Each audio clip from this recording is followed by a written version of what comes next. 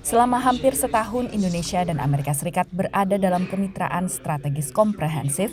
Hubungan kedua negara semakin mendekat. Selain menjadi mitra komersial dan strategis yang penting, AS menyebut Indonesia punya kedudukan yang tepat untuk memimpin kemajuan ekonomi kawasan.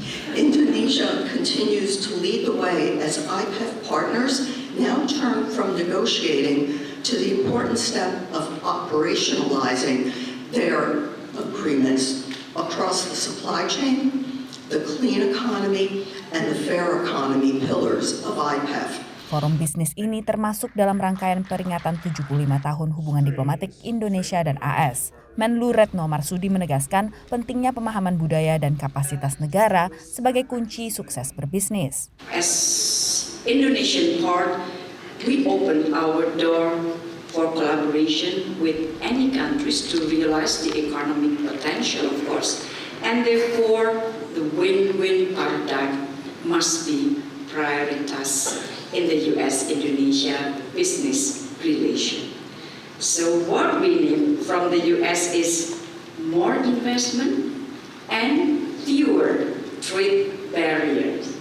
Indonesia dan Amerika Serikat menaikkan status kerjasama menjadi kemitraan strategis komprehensif pada kunjungan Presiden Joko Widodo ke Gedung Putih November 2023 lalu. Pada tahun 2023, total volume perdagangan Indonesia dan AS mencapai 36,7 miliar dolar dengan surplus bagi Indonesia sebesar 16,9 miliar dolar. Ekspor Indonesia ke AS mencapai 26,8 miliar dolar, sementara ekspor AS ke Indonesia mencapai 9,9 miliar dolar. Sementara investasi AS di Indonesia mencapai 3,3 miliar dolar pada tahun 2023 dengan total 4.619 proyek.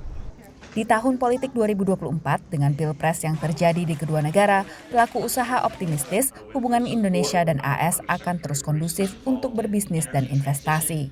We would love to see a trade agreement very soon between Indonesia and the United States because the Western world is where we're focused. As we say, we promote this Indonesian technology to the US, the West, and the rest.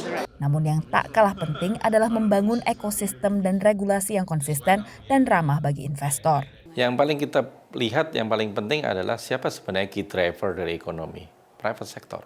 Policy design itu harus betul-betul predictable, sehingga mereka juga dengan nyaman untuk melakukan perhitungan investasi. Dari administrasi yang nanti akan berganti juga mendapatkan manfaat juga dari situ. Ada hubungan mutualis simbiosis antara private sector dengan pemerintah yang juga akan mengalami transisi.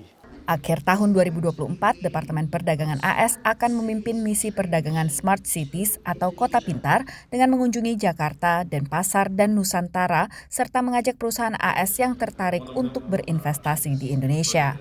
Dari Washington DC, Virginia Gunawan, Eva Masri, VOA.